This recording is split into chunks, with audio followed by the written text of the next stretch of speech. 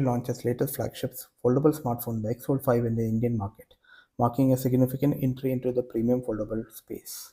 The X Fold5 competes with the recently launched Samsung Galaxy Z Fold 7. The device intends to cement vivo's place in the premium foldable space.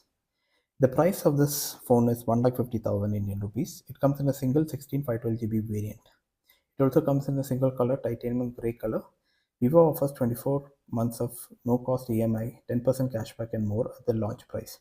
It has a 8.03-inch 2K plus 80 LTPO AMOLED main foldable screen, promises a very good visual experience with 120Hz refresh rate, 4500 nits of peak brightness. It comes with 6.53-inch Full HD plus LTPO AMOLED cover display supporting 120Hz refresh rate with the same peak brightness. You get last year's Snapdragon 8 Gen 3 processor, God knows for what, paired with Adreno 750 GPU. It comes with LPDDR5X RAM and UFS 4.0 storage.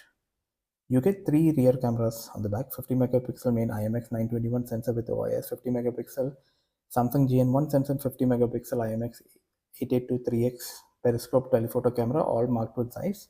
You get 20 megapixel front-facing shooter in both the main and cover display.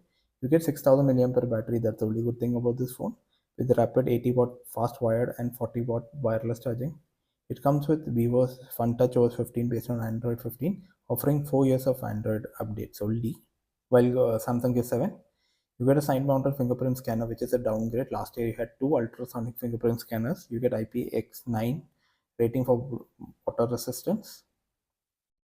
This phone is turning out to be a very disappointing phone for the price. What do you guess?